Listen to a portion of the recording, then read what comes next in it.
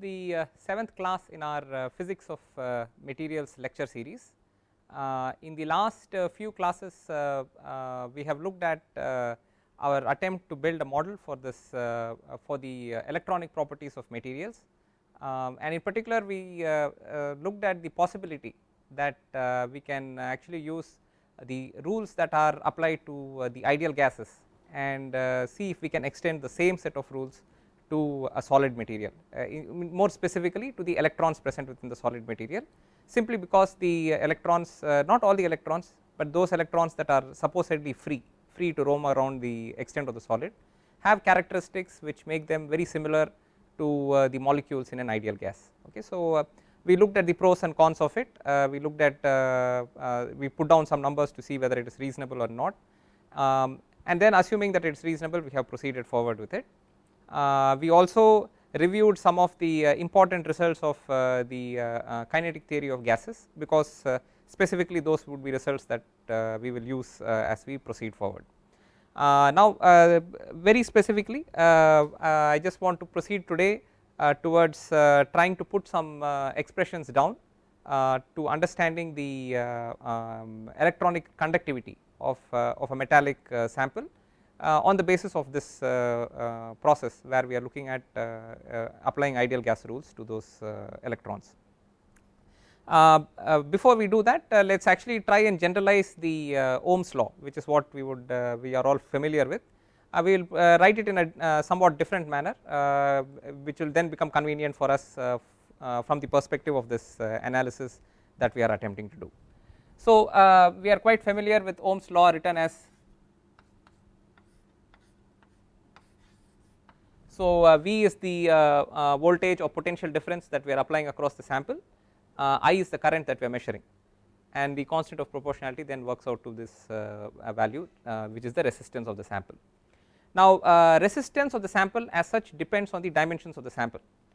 In general it is found that if you take the very same sample, the electronic resistance of that sample will increase if you increase the length of the sample, simply because the electrons now have to travel through a much longer path, and in the process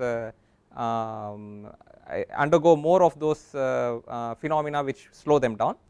At the same time, if you actually increase the diameter of the conductor, okay, so that gives the electrons parallel paths to travel through, and that therefore brings the resistance down. So if you want something that is more independent of the dimensions of the sample, then we talk in terms of resistivity, which is rho.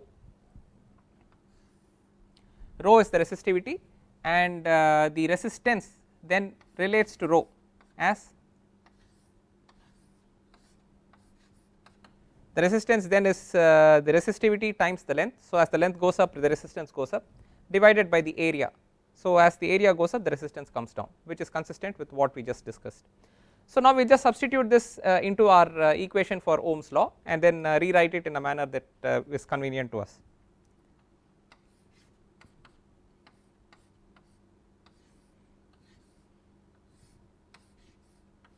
Okay, so this is what we have. In addition, we will also make use of the fact that this quantity resistivity, which is what we are associating as a material property, is the inverse of another property which is what we are interested in, which is the conductivity. So the resistivity rho equals 1 by conductivity, which is represented by sigma. Okay, so this is another these are quantities that you are familiar with. We are just refreshing ourselves with these quantities so that we can use them in a more regular manner, so to speak. So we have this expression here.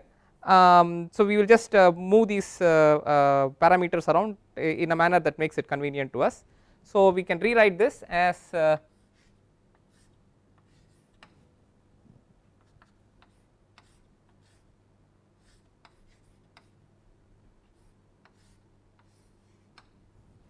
okay, so I take rho here, and 1 by rho is, rho is 1 by sigma, and then I by A I maintain here, and the L moves to the other side. So V by L equals I by A times rho, or I by A times 1 by sigma.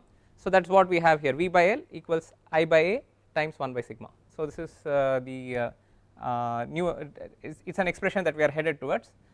When you apply voltage across the sample, this the same voltage could be applied across a longer length of the sample or a shorter length of the sample, and its impact would therefore be somewhat different on what the electrons experience, and therefore we are interested in this quantity V by L, which is the electric field represented by epsilon,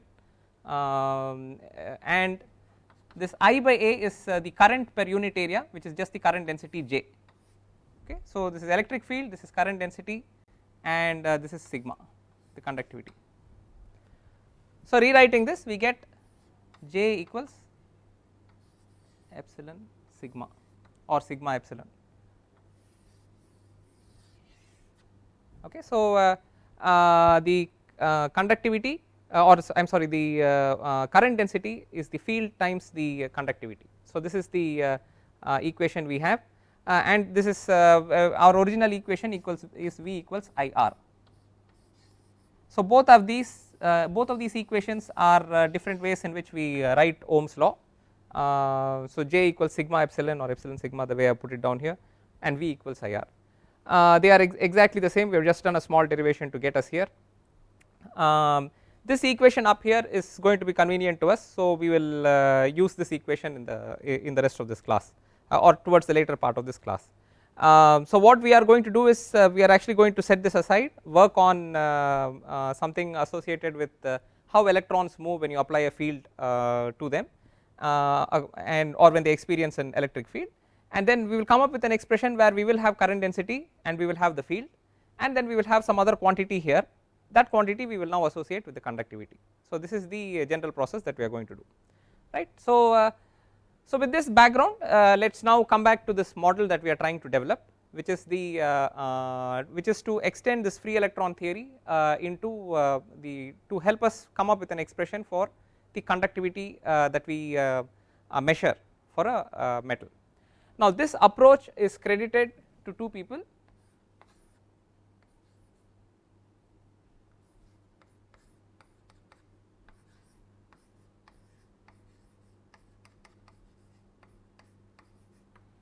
Drude and Lorentz. So this it's often referred to as the Drude and Lorentz model, or the Drude model is what it is often called, and basically this it is this idea that we take this free electron present in a solid, free electrons present in a solid, and treat them as molecules of an ideal gas.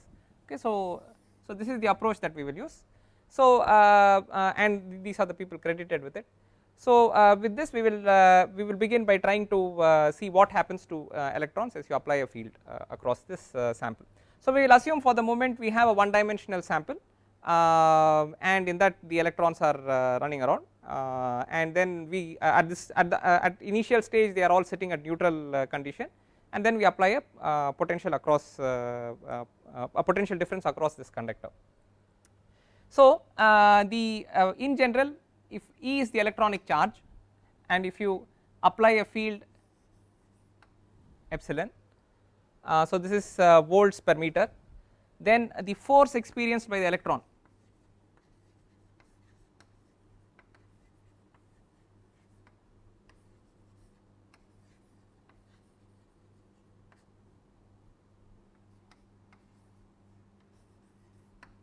okay.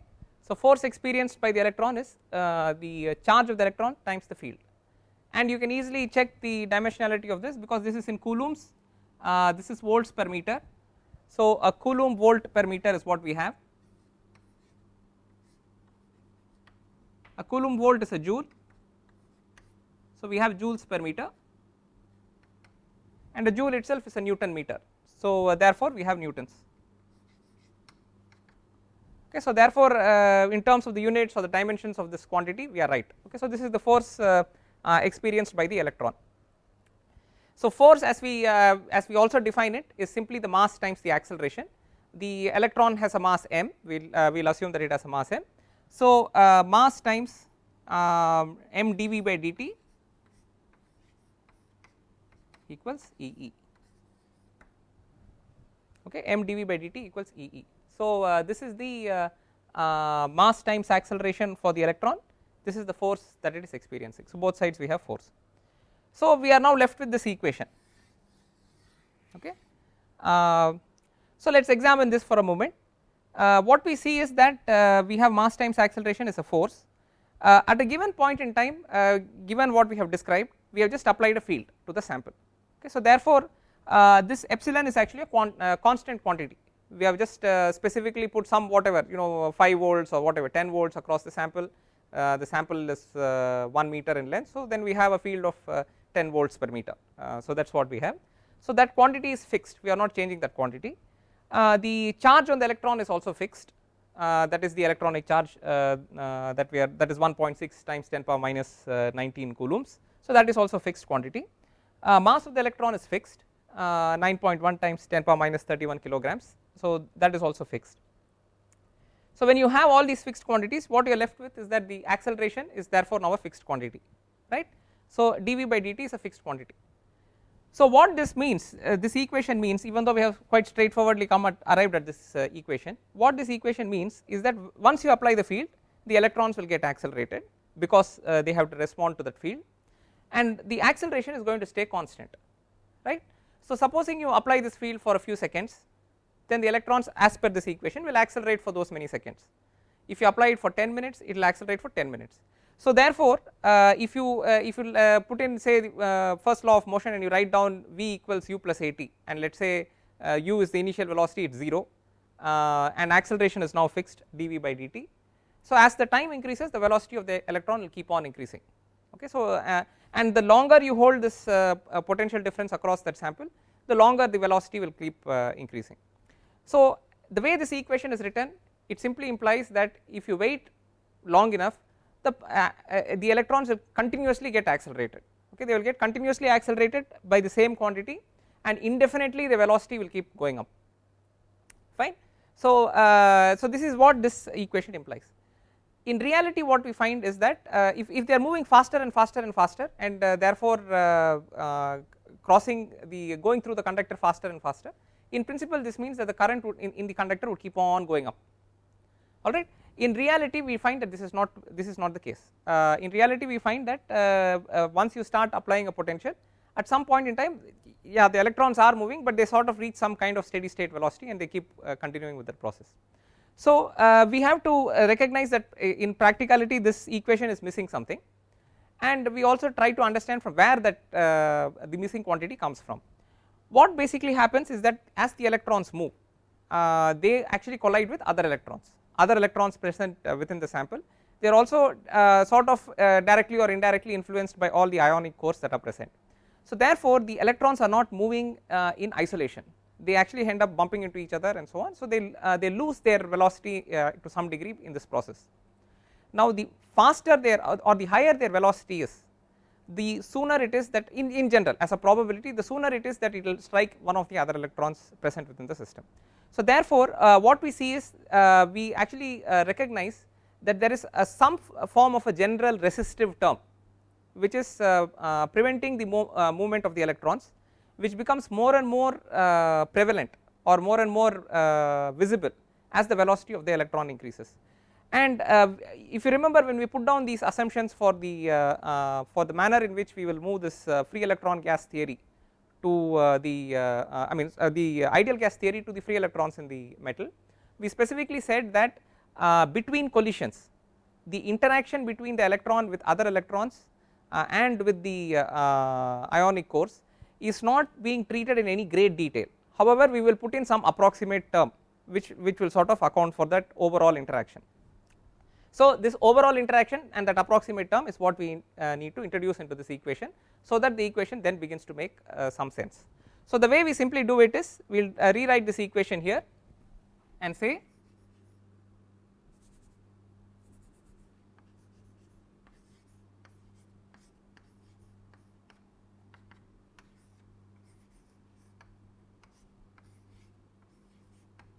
okay, so we now rewrite this equation and introduce one more term here, gamma times V, where we are not really concerned about the exact nature of gamma. The exact nature of gamma is not of great interest to us.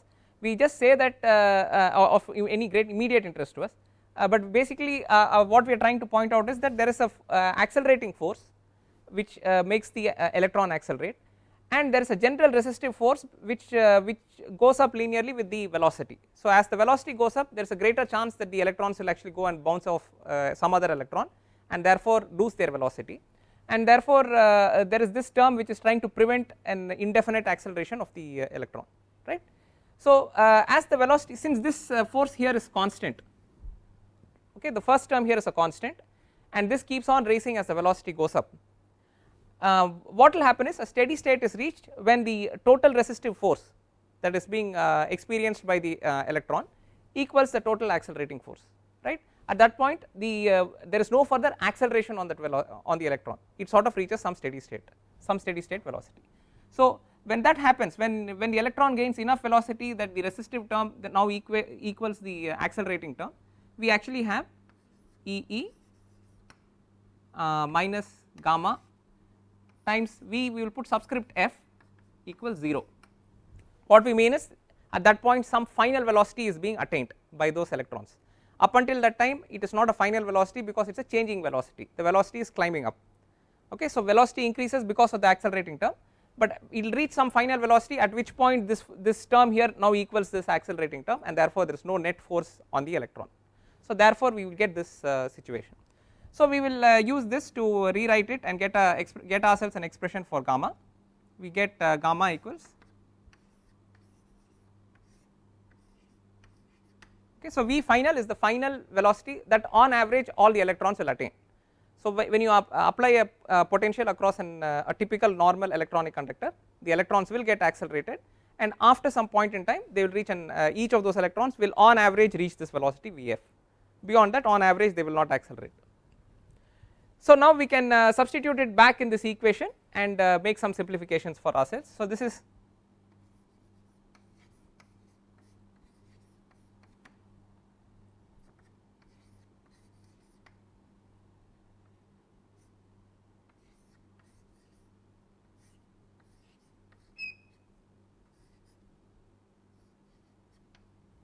okay. So we have now got this equation rewritten as this equation down here, where we have substituted, we now have some kind of an expression for gamma which we have put down there. Please note in this equation this Vf is a constant, okay. So we have I mean based on the details of the system some value it will come to, but it is a constant, it is not a variable, whereas this V here is a variable, it could be changing for at a given instant in time, it could be changing, fine. So this is the equation we have. What we will now do is we will just integrate this equation and then see where that leads us. So we will write this equation back here and then we will start again.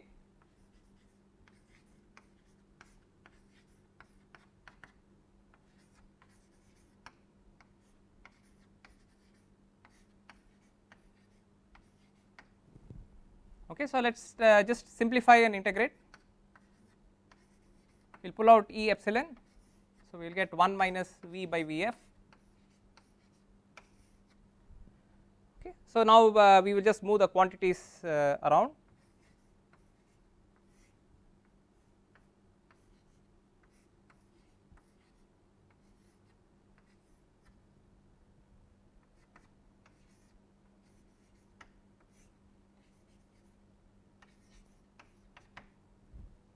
Okay, so dV by 1 minus V by Vf will be E epsilon by m dt. So dV by dt, we now we are able to separate the variables out and then have an expression where only velocity is on the left hand side of this equation. So this is the equation we have. So now we are in a position to integrate this equation. So we will integrate it. Here the integration limits will be, this will go from initially a stationary electron on average, we will say 0 to V integration limits here, and 0 to T is the integration limits here. So therefore we will get, since this is in the denominator, we will get ln of 1 minus V by Vf, and we have a minus 1 by Vf here, so therefore you will have a minus Vf here. This is what you will get as an integral for the left hand side of the equation. This will be equal to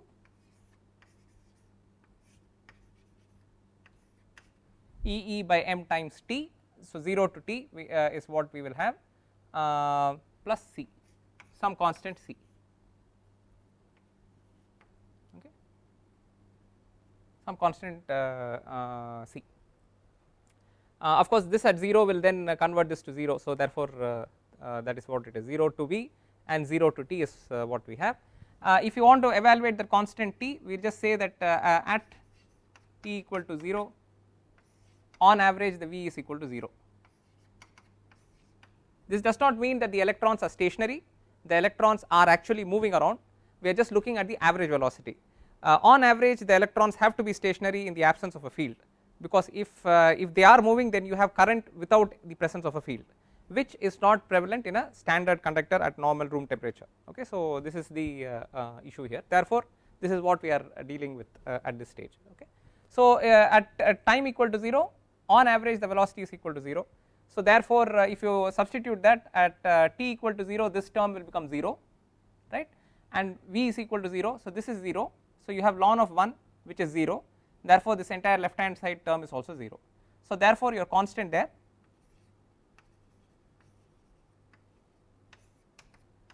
constant is 0. Okay, so this is what we have. So therefore we can now rewrite this a little bit, we can say ln of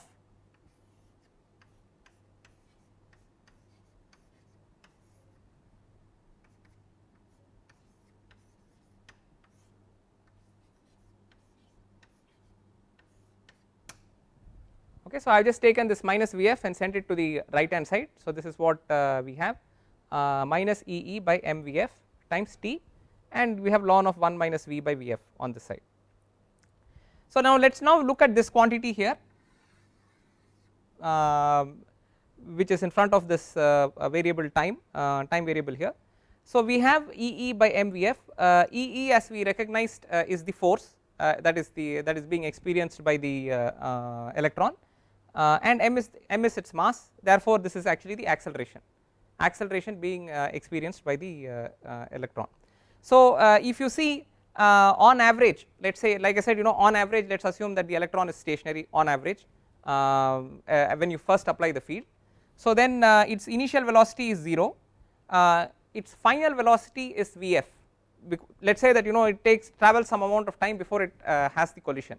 So on average it is going to have some time between collision, and on average at the end of that time it is going to have this velocity Vf. So these are all average quantities.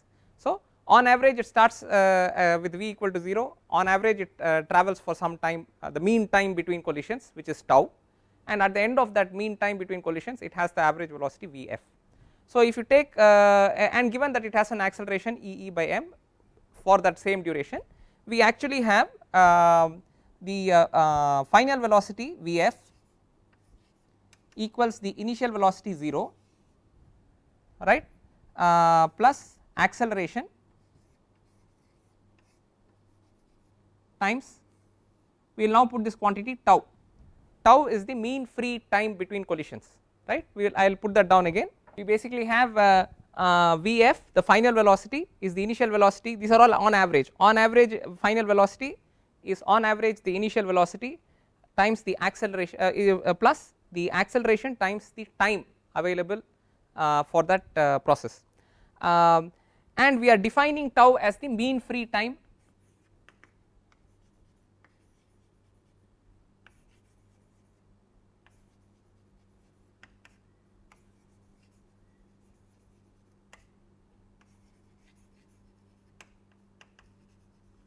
So tau is the mean free time between collisions, right. So this is on average the amount of time that an electron will have from the time it has one collision before it has the second collision. Okay, so this is the general and again all these quantities are on average quantities. So there is bound to be a variation between all the electrons, there is going to be a distribution. Some electrons may actually travel longer before they actually have their collision, some may travel for a very short period of time. So this variation is going to be there, you are going to see a distribution, but still there is a mean associated with this process. So that is the mean that we are referring to here, mean free time between collisions. So therefore it is fair to say that we can define tau simply as m Vf by Ee. Okay, so we are defining this tau in this manner, which is the mean free time between collisions. So if we now go back to our equation here, we have ln of 1 minus V by Vf is minus Ee by mf times t. This term here Ee by mf the inverse of it is what is tau, which we just saw, right. So the inverse of this is tau, so therefore we can now write this equation as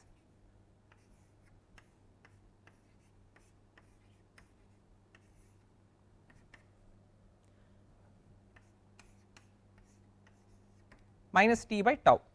This t, so if you again look at this equation, the Vf is a fixed quantity, on average it comes out to a certain value Vf, and that is the quantity, it is a fixed quantity sort of, it is not a variable in the system, in this particular system it is, and for the conditions that is currently prevalent on the system, this comes out to a single value. And similarly tau, it comes out to a value based on all the mean of all the collisions that is occurring. So this is average quantities, but still for our processes they are no longer variable given these conditions that we have placed on the system, including the value of the field that we have placed on the system. So we have this situation, so we can simplify now. So we have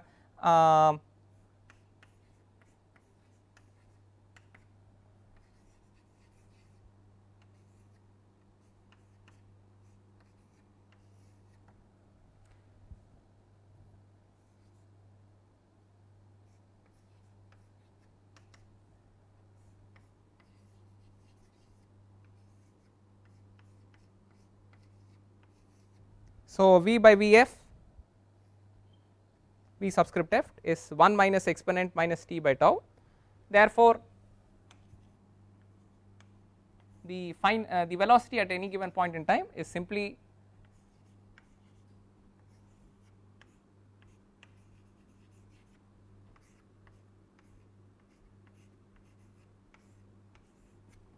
so we now get an expression for V, which is the velocity of the electron as a function of other quantities that are prevalent in the system or are of relevance to the system. So now what this means is simply this, we have electrons which are starting, if you look at this expression here, at time equal to 0, alright, at t equal to 0 this quantity here will work out to 1 and therefore V equals 0. So at t equal to 0 V is equal to 0, fine. So that is consistent with our thinking that on average the velocity is going to be 0 as you start off with, for a given electron it is going to be 0. So as t goes towards infinity this quantity will drop to 0, therefore the velocity will become final velocity, or as it increases basically V will equal to V final velocity. So actually if you make a plot of this you will see something like this.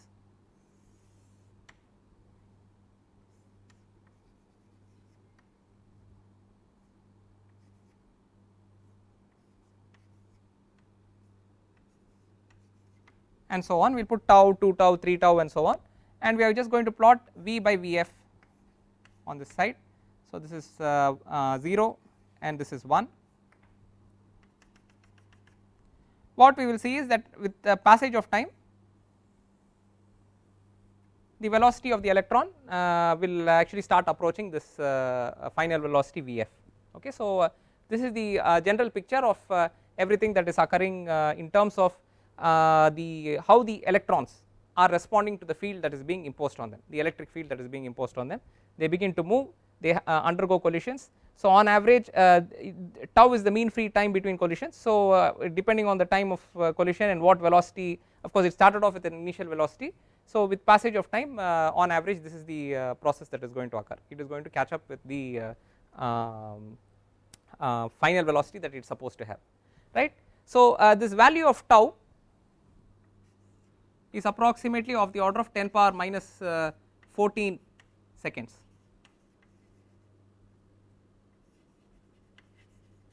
Okay, so 10 power minus 14 seconds. So what it means is, you know, when you switch on a device, so to speak, when you switch on when you switch on a particular, you connect a circuit, you have a wire and so on, and you switch it on.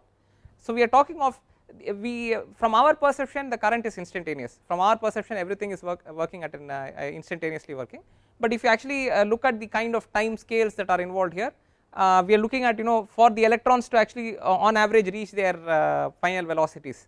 So let's say on average by say 3 tau or 4 tau we are more or less at the final velocity.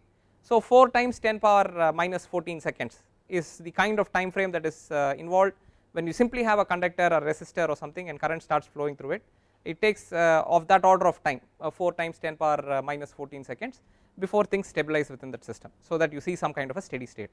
From our perception, where even 1 second is considered as a very small interval of time, this is something that we do not perceive. So when we switch something on, for us everything is instantaneous. So this gives you some insight of how things are occurring within the system, the kinds of time frames within which things are operating within the system. Alright, so this is one aspect of how this process is going to occur. We will take this information and use it to understand more about conductivity. Now let us look at, even though now that we have derived something up until this point, we will just halt there for a moment and step back and look at the system in a more broad perspective and see if we have a different way of approaching the same problem to help us simply give ourselves some expressions that we can compare with each other and then come up with some interesting values. Basically we are interested in looking at current density J as a function of the conditions that are imposed on the system, right. So and more specifically we would like to have some fundamental quantities from within the system and see how they impact the value of the current density that the system is demonstrating, given that it is subject to certain conditions. So you measure a certain current density in a macroscopic sense because you know that the conductor has a certain cross sectional area and we have a current that we are measuring. So therefore based on the current and the cross sectional area we have a current density. Within the system what do we have? We have charge carriers, okay. So they have a certain charge. In this case it is electrons that are charge carriers, so the charge is E, right. So they are moving through the system, so that is the charge carrier. We would like to know how many charge carriers are moving at a given point in time, because that is what constitutes the current. They all add up to the current, the number of charge carriers that are moving through the system. So in our case the value of interest to us is the number of free electrons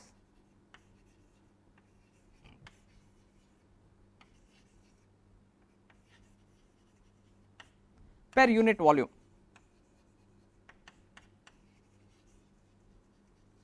Okay.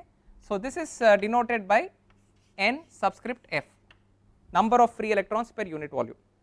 So this is the number of free electrons per unit volume is the quantity that is of interest to us, because that then constitutes the along with the electronic charge constitutes that amount of charge that is trying to get transported across, and the speed with which they move then decides the current. So the which in our case through the discussion that we have had so far, we find that on average those electrons, given that they are subject to a certain field, on average they will all reach this final velocity Vf. Okay, so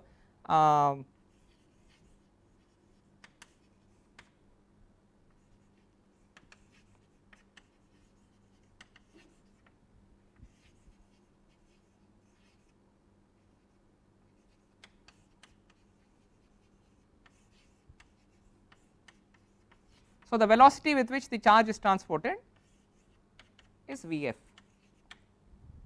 right.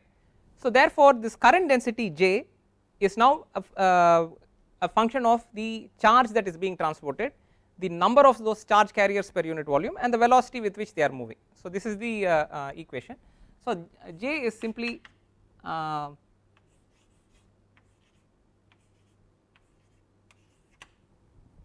so J is simply the number of free electrons per unit volume, the velocity with which they are moving, and the charge that they are carrying.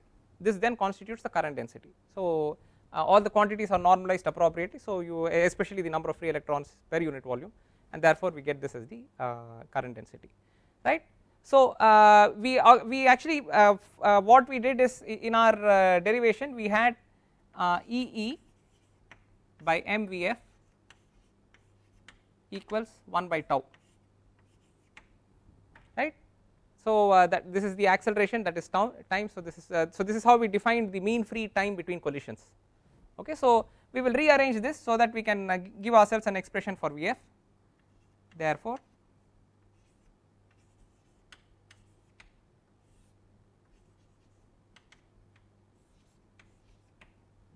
E tau by m equals Vf. So this is fixed, these are all now fixed quantities, so to speak, for our system. This is the charge, this is the field, that charge of the electron, free field that we are applying, this is the mean free time between collisions, and this is the mass of the electron. So we will take this expression and substitute it out here. So therefore we have J equals Nf E by m tau times E. Okay, so we have or rewriting this, we have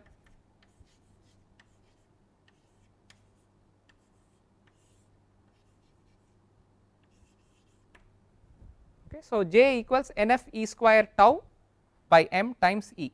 Okay, so this is what we have as an expression that that is available for conductivity, right. So we have an expression for conductivity, or actually for the current density J. So we have essentially J equals Nf E square tau by m times epsilon, the field. And we also started off just a short while ago, we put down a different version. Actually, as we started the class, we put down the Ohm's law written in a different manner, and there we basically had J equals sigma times epsilon, conductivity times epsilon. So therefore if you compare these two expressions, we basically have the conductivity is equal to Nf E square tau by m.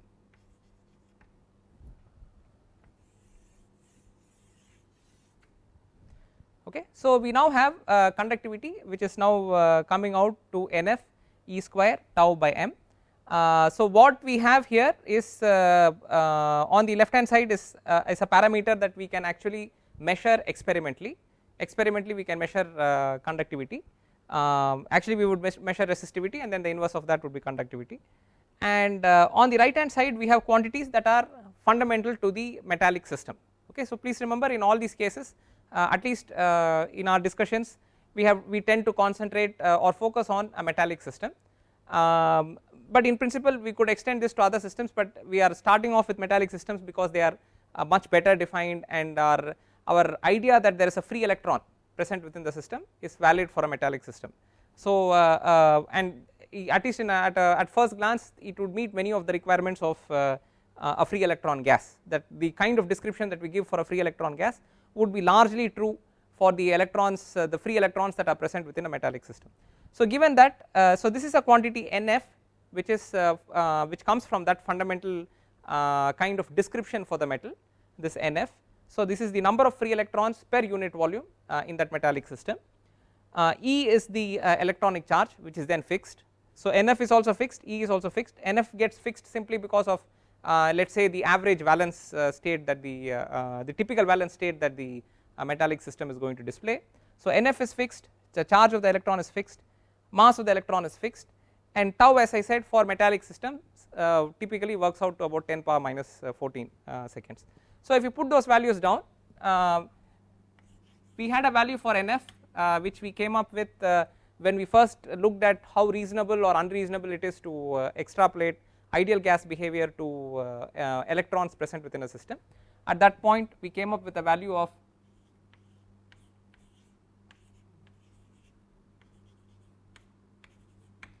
so about 10 power 28 electrons per meter cube. Okay, so 10 power 28 electrons per meter cube is the number of free electrons per unit volume that is present within a typical metallic system. As I mentioned then, and I will mention here again, this is only the number of free electrons, which is why we have the subscript F. All the other electrons which are present within that, so if the valency is whatever, if it say 30, I am sorry, if the atomic number is 30, you have 30 electrons present, of which if the valency happens to be 1, only one of those electrons contributes to this free electron process or the free electron volume. So 29 electrons are not included in this in our calculation for this free electron number of free electrons per unit volume. Okay, so a large number of electrons in the system are not being included in this calculation, only the free electrons are included here. That works out to about 10 power 28 per meter cube. Okay, the charge on the electron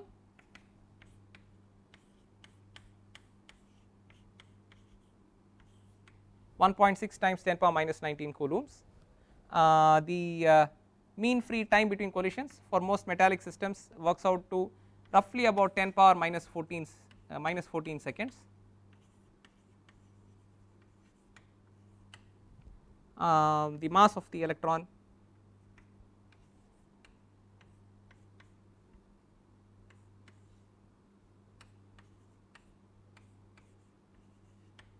okay, so 9.1 into 10 power minus 31 kilograms is the per electron is the mass.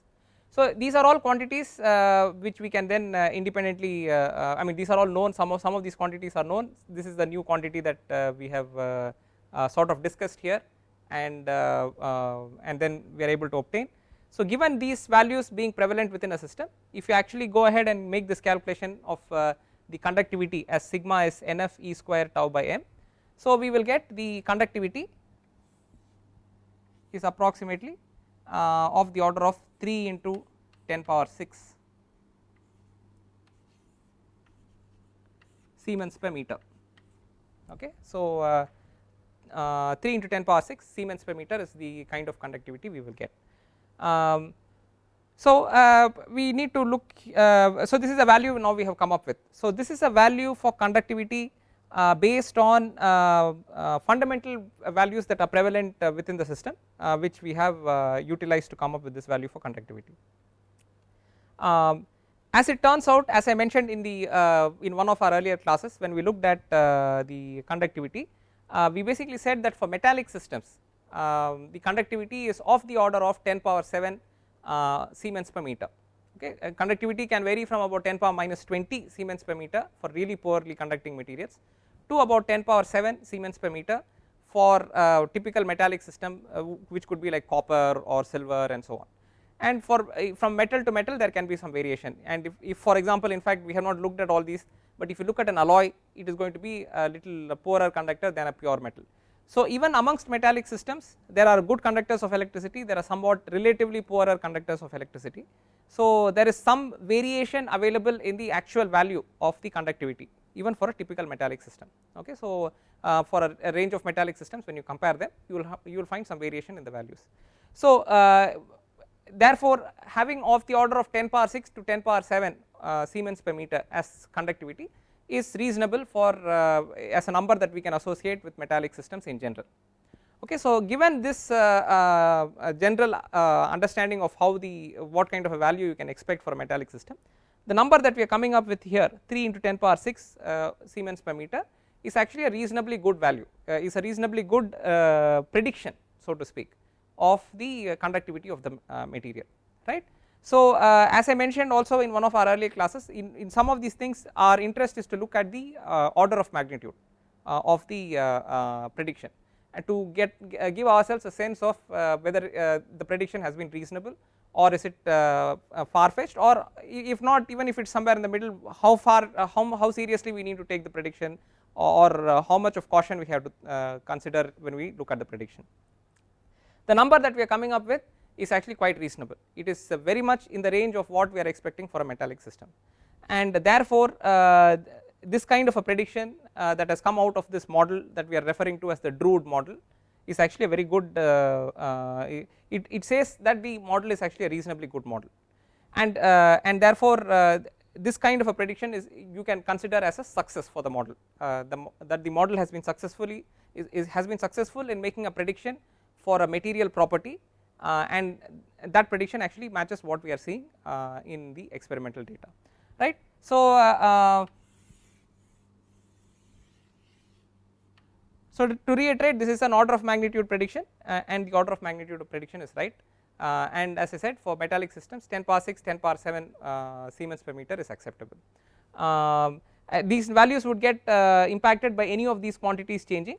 So if your NF, number of free electrons per unit volume, changes, which would change if you change from one metallic system to another, and for example we have now treated this as being some univalent material. If it were a divalent material and so on, that it would typically assume a divalent status, then this would change, this number would change.